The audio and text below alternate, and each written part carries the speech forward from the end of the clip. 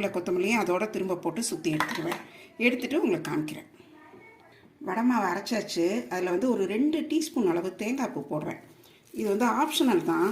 எதுக்குன்னா இது தேங்காய் பூ வந்து கொஞ்சம் நல்ல சாஃப்ட்னஸ் கொடுக்கும். அதாவது ரொம்ப கடுக்கடுன்னு இல்லாமல் வடையில் வந்து ஒரு வடை கிறிஸ்பியாக இருக்கும், அதே சமயம் கடிக்கிறதுக்கு ரொம்ப கடுக்கடுன்னு இல்லாமல் நல்லாயிருக்கும். அதுக்காகத்தான் இது பிசைஞ்சிட்டு இப்போ அடுப்பில் எண்ணெயும் வச்சுருக்குறோம்.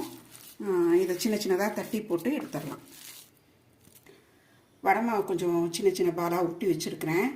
கை நல்லா வெட் பண்ணிவிட்டு அதை நல்லா அப்படி கொஞ்சம் வட்டமாக நல்லா தட்டிட்டு எண்ணெய் காஞ்சிருச்சு, இதில் போட்டுடலாம்.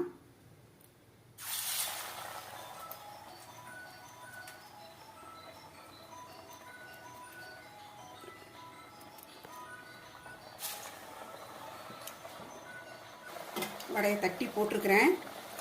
எண்ணெய் நல்லா காஞ்சப்புறம்